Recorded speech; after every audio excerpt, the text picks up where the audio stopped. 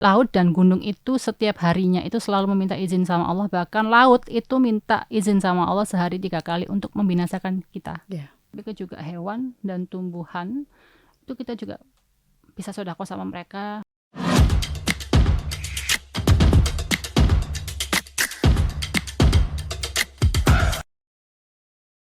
Hai teman warta, kali ini special edition podcast di bulan Ramadan. Dan sekarang saya sudah bersama dengan dosen pendidikan agama Islam Universitas 17 Agustus 1945 Surabaya, Bu Ayu. Halo, selamat siang. Halo, selamat siang Mbak. Iya, boleh dong Bu Ayu menyapa teman-teman warta, kita bilangnya teman warta yang ada di YouTube. Ya, halo, assalamualaikum warahmatullahi wabarakatuh. Sebelumnya saya di sini sebagai narasumber podcast Ramadan di kampus tercinta, kampus Untak 17 Agustus Surabaya. Selamat siang teman-teman, mudah-mudahan puasa kita tetap lancar dan Allah memberkahi puasa kita dan menerima amal ibadah puasa kita. Amin. Amin, amin ya rabbal alamin ya. Oke, alhamdulillah banget kali ini kita berkesempatan ya ini sudah masuk 10 hari terakhir ya Bu ya di bulan Ramadan ya, Masya Allah, deg-degan ya. Dan sekaligus juga tentang tema kita hari ini cukup relate, yaitu Ramadan terakhir, urgensi ibadah di tengah bayang-bayang akhir zaman. Wah, ini salah satu topik yang saya sendiri kayaknya kalau mau bawain juga agak deg-degan ya Bu, karena mengingat dunia yang tidak baik-baik aja, teman warta, ya kan, dunia yang tidak baik-baik aja, peperangan, dan seperti yang kita tahu juga peperangan yang sudah digariskan ya di agama kita ya Bu ya. Itu sudah disebut gak sih Bu di beberapa sirah ya kan tentang peperangan yang ada hari ini terjadi. Oke, back to topic terlebih dahulu tentang Ramadan ya kan. Mungkin juga bisa jadi ini Ramadan terakhir buat kita ya. Maka dari itu kita disarankan untuk menyiapkan sebaik-baiknya. Sebenarnya ya Bu, kenapa sih bulan Ramadan tuh selalu dibilang sebagai bulan yang utama dan paling mulia? Oke, gini ya, kalau berbicara tentang Ramadan terakhir itu memang berat ya. Iya. Saya sendiri juga kalau mikir, bisa nggak ya kita hidup 1 tahun kemudian berjumpa dengan Ramadan dan Idul Fitri bersama dengan keluarga, atau paling nggak besok ini kita masih hidup atau hari ini sudah nggak ada gitu kan. Ramadan itu biasanya dikaitkan dengan siklus kehidupan kita, siklus kehidupan tentang apa yang kita jalani, tentang sedekah, tentang puasa dan kegiatan sehari-hari yang kita lakukan. Dan itu semua berkaitan tentang segala sesuatu yang bersifat fana ya di dalam hidup kita. Kan pernah dengar apa itu istilah fana kan? Iya. Ya. Jadi kalau di dalam agama Islam itu fana itu ada 2. Pertama, fana di dalam istilah universal atau umum dan di dalam istilah tasawuf. Pernah dengar nggak istilah tasawuf? Pernah, tapi saya lupa artinya. Dalam ya? Iya. Kalau fana di dalam istilah Islam secara universal itu artinya musnah kan? Musnah, rusak, sementara, dan tidak pernah abadi. Dan hal itu berkaitan dengan kita. Berkaitan dengan hal duniawi seperti manusia, adanya manusia, jin, hewan, alam dan tumbuhan. Tapi kalau di dalam dunia tasawuf itu musnah atau hilangnya rasa keduniawian. Musnah atau hilangnya rasa keduniawian di dalam diri kita. Kalau fana di dalam Islam itu kan mencakup tentang alam dan seisinya termasuk kita. Tetapi kalau fana di dalam tasawuf, dunia tasawuf itu lebih kepada apa yang ada di dalam diri kita. Jadi musnah atau hilangnya sifat keduniawian. Dan biasanya itu dimiliki oleh orang-orang yang soleh atau sufi kayak gitu. Jadi sifat fananya itu tentang keduniawiannya itu sudah hilang dan hanya fokus beribadah kepada Allah gitu. Kalau kita kan masih kerja, makan, ya kayak gitu kan. Benar. Tapi kalau sufi itu lebih kepada menggilai Allah gitu. Jadi di dalam ilmu tarekat pernah dengar nggak? Pernah dengar ilmu tarekat. Ilmu tarekat Islam itu ada macam-macam kan, termasuk yang saya sebutkan ini adalah tarekat. Tarekat itu termasuk tasawuf, jadi tasawuf itu di dalamnya masuk ke dalam tarekat. Ibaratnya kalau kacang ya, kacang itu kan ada kulit, terus ada lapisan-lapisannya, terus baru ke buah yang kita makan kan, bukan buah, kacangnya yang kita makan ya. Lah kalau kita itu belajar di syariatnya, manusia pada umumnya itu belajar di syariatnya, di kulitnya, termasuk rukun Islam, ya puasa, sholat, haji dan lain sebagainya. Kita di sana. Tapi kalau tarekat dan tasawuf itu belajar sampai masuk ke dalamnya, belajar tentang apa sih isinya kacang. Isinya kacang itu ada ini. Nah setelah diketahui isinya kacang ini, terus dipelajari sampai benar-benar sampai ke dasarnya. Nah itu makanya namanya kenapa fana di dalam tasawuf itu disebut hilangnya rasa keduniawian. Jadi benar-benar tidak ada yang namanya memikirkan kerjaan dan sebagainya. Beda sama yang namanya zuhud. Ya kan, zuhud itu dia lebih bersifat ke hidup yang sederhana, tapi masih bekerja, tapi hidupnya dibuat sederhana, sesederhana mungkin, meskipun itu kaya tapi harus sederhana. Tapi kalau fana lebih ke tasawufnya itu sudah nggak kerja dan lain sebagainya gitu. Dan hanya orang-orang sufi, kita kayaknya masih belum bisa ke sana ya. Iya, kita kemelekatan dengan dunia itu sepertinya sangat sulit sekali untuk ini. Iya. Karena kita belajar syariatnya sendiri, puasa, zakat, haji itu masih kadang-kadang ternodai lah ya dengan kayak kejar-kejaran sama misalkan sholat, misalkan jam segini, jam sekian. Ya kita sholatnya jam sekian. Kayak gitu kan. Betul. Terus pasti semua itu juga berkaitan dengan yang namanya manusia pasti nanti akan mati ya. Iya. Semuanya. Hewan, tumbuhan, jin juga nanti akan mati. Iya. Betul kan? Tapi kalau yang lebih ke arah individual itu lebih ke manusianya sendiri yang akan dikatakan dia mengalami suatu kiamat kecil, itu manusianya itu sendiri, kita. Jadi ada beberapa pendapat ulama yang isi hadisnya itu diperdebatkan karena dia itu hadis yang maudhu. Jadi hadis itu ada hasan, ya? ada sahih, hasan, maudhu, dhaif. Lah itu isinya tentang hadis maudhu itu diperdebatkan karena ini bisa dipakai atau enggak ya di dalam kehidupan sehari-hari kan gitu kan. Iya. Jadi kan hadis dhaif sama maudhu itu bisa enggak semuanya dibuang. Bisa dipakai kalau itu memang benar-benar sesuai dengan apa yang kita alami di dunia kan. Iya, karena Islam nggak cuma fikih aja, ada akhlak juga di dalamnya.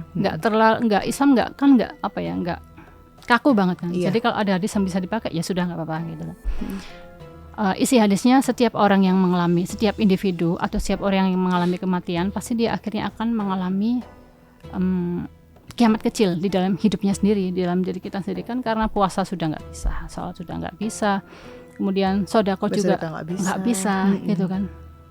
Berarti kan rezeki kita sudah habis di situ gitu kan. Terus tanda-tanda yang lainnya juga, yang kembali ke hadis tadi itu, tapi akhirnya ulama menyepakati bahwa apa yang ada di dalam hadis itu memang bisa dipakai karena memang setiap kematian individu itu pasti akan kita alami dan menjadi tanda kiamat kecil bagi diri kita sendiri kan, gitu kan. Terus kemudian contoh-contoh dari kiamat kecil yang lain itu bencana alam ya. Iya, betul. Bencana alam. Terus sebenarnya itu akibat dari ulah manusia sendiri sih ya. Kalau berbicara tentang seperti itu akibat dari ulah manusia sendiri. Jadi dulu Allah waktu sebelum menciptakan manusia, masih menciptakan bumi dan seisinya, malaikat itu sempat malaikat itu kan sempat bertanya mulia sekali kan. Mulia sekali. Ya Allah, kenapa engkau menciptakan manusia? Manusia itu kan banyak sekali berbuat kerusakan, benar kan ya? Banyak berbuat kerusakan, kezaliman, dan mau jadi apa kan, kasarnya kan gitu. Tapi Allah akan bilang ke malaikat, aku yang lebih tahu tentang hambaku kan. Akhirnya Allah tetap menciptakan kita, kayak gini. Banyak yang berbuat zalim, maksiat dan sebagainya. Terus ternyata laut dan gunung itu setiap harinya itu selalu meminta izin sama Allah. Bahkan laut itu minta izin sama Allah sehari 3 kali untuk membinasakan kita. Dia minta izin sama Allah karena ya gimana ya, gemes gitu loh. Lautnya dikotori, terus lingkungannya dicemari, pohon yang tadinya bisa menaungi untuk anak cucu kita tapi malah dibabat habis kayak gitu. Akhirnya mereka gemes. Dan akhirnya itu terjadi bencana-bencana alam yang akhirnya bisa menjadi kiamat kecil juga untuk beberapa wilayah tertentu yang mengalami, dan sekarang memang banyak gempa dan bencana kan waktu di TV atau Iya, di media betul. sosial kayak gitu. Terus tanda-tanda yang lain itu ada yang namanya percepatan waktu. Ya, kerasa nggak sih? Sangat kerasa Sangat sekali. kerasa. Sepertinya kemarin kita baru masuk bulan Ramadan, tapi sekarang udah 10 hari terakhir di malam Ramadan. Itu luar biasa cepatnya, benar-benar seperti yang diucapkan sama Nabi, dan itu sudah diprediksi dari sekian ribu tahun yang lalu. Ya, rasanya baru kemarin nanti malam ya? Nanti hari ini malam 20 kan? Iya, mengikut kalau di Muhammadiyah ini malam ke-20 sepertinya ya. Hari kedua, nanti malam 21 malaman nih. Fokus ke kita sebagai manusia sih, fokus ke diri sendiri aja ya. Nggak usah. Betul. Kalau kata saya sih nggak usah julid dalam artian jadi misal ada orang yang melakukan kebaikan nih, tapi kita nggak bisa dan kita nggak melakukan. Biasanya kan kalau istilah Jawanya, halah kok kurang ini, seharusnya kan sedekahnya kan kayak gini pasti itu.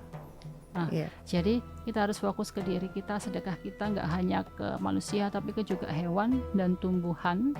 Itu kita juga bisa sedekah sama mereka. Kalau ke tumbuhan kan ya tidak merusak, tidak menebang pohon dan lain sebagainya, menyirami kalau misalkan kita punya tanaman. Jadi kayak gitu sih. Jadi kalau berbicara tentang Ramadan terakhir ya memang berat, dan itu tadi kembali fokus ke diri sendiri, apa yang bisa kita lakukan untuk diri sendiri, dan tidak usah memperdulikan apa yang dilakukan orang lain. Ya sudah, biarkan urusan amalnya dia, ya sudah, kita tidak usah ikut campur gitu loh. Iya, seperti itu. Nah, ini sepertinya relate dengan yang saat ini banyak terjadi huru-hara di mana-mana, karena kita ada peperangan dan sebagainya. Memang harus kembali lagi ke akidah diri sendiri ya Bu ya. Jadi menguatkan keimanan diri sendiri di tengah banyaknya sekali distraksi-distraksi dari luar yang bisa menggoyahkan keimanan dari dalam diri gitu. Dan menarik juga karena saya pernah dengar juga bahwa Nabi dulu sering memperingatkan sahabatnya, hiduplah seakan-akan besok itu mati, kamu akan meninggal. Iya.